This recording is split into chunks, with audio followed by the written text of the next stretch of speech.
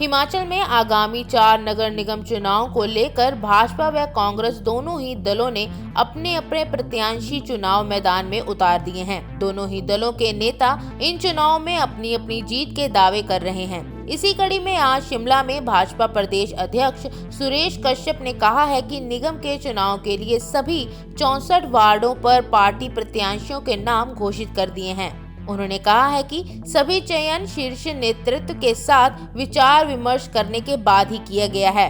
उन्होंने कहा है कि सभी चयन शीर्ष नेतृत्व के साथ विचार विमर्श करने के बाद ही किया गया है। चारों नगर निगम के चुनाव में भाजपा के उम्मीदवार भारी बहुमत से जीत दर्ज करेंगे।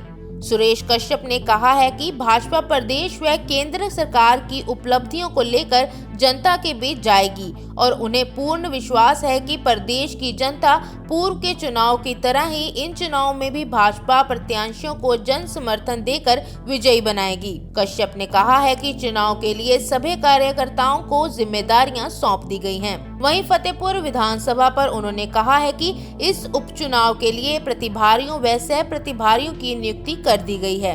वहीं फतेहपुर विधानसभा पर उन्होंने कहा है कि इस उपचुनाव के लिए प्रभारियों व सह प्रभारियों की नियुक्ति कर दी गई है। सबसे पहले तो आज क्योंकि शहीदी दिवस है और मैं शहीदों को नमन करता हूं।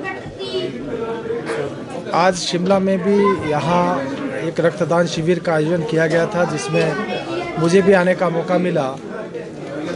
रक्तदान महादान और रक्तदान से बहुत सारे लोगों का जीवन बचाया जा सकता है। आज पूरे देश भर में रक्तदान के शिविर लग रहे हैं। मेरा विशेष रूप से क्योंकि हमारा देश युवाओं का देश है, युवाओं से आह्वान रहेगा कि हम रक्तदान करें ताकि असंख्य जीवनों को हम बचा सकें।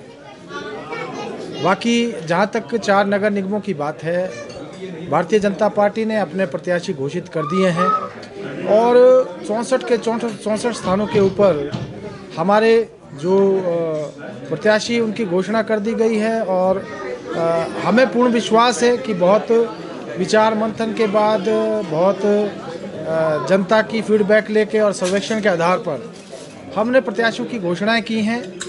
जनता ने भी जो सुझाव हमको दिए उसी दृष्टि से हमने प्रत्याशियों का चयन किया और बहुत अच्छे प्रत्याशी, बहुत सुशिक्षित नौजवान प्रत्याशी हमने चुनने का प्रयास किया है। निश्चित रूप से चारों जगह पर हम इस कॉरपोरेशन के चुनाव में सफलता अर्जित करेंगे। इसके बाद फतेहपुर का चुनाव भी आने वाला है, क्या तैयारी रहेगी उसके लिए? क्या कोई कैंडिडेट फाइनल किया गया? देखिए, फतेहपुर का बाई इलेक्शन हमारे समक्ष है और उसको लेकर हमने वहाँ के प्रभारी, सह प्रभारी और जो कोऑर्डिनेटर उनकी घोषणा कर दी है, जिसमें कि संगठन की दृष्टि से श्री सतपाल सत्ती जी जो कि वित्त आयोग के हमारे प्रदेश के अध्यक्ष हैं, साथ ही पूर्व में लंबे समय तक प्रदेश अध्यक्ष रहे हैं, उनको पार्टी ने जिम्मेदारी सौंपी है संगठन की दृष्टि से। और हमारे जो परिवहन मंत्री हैं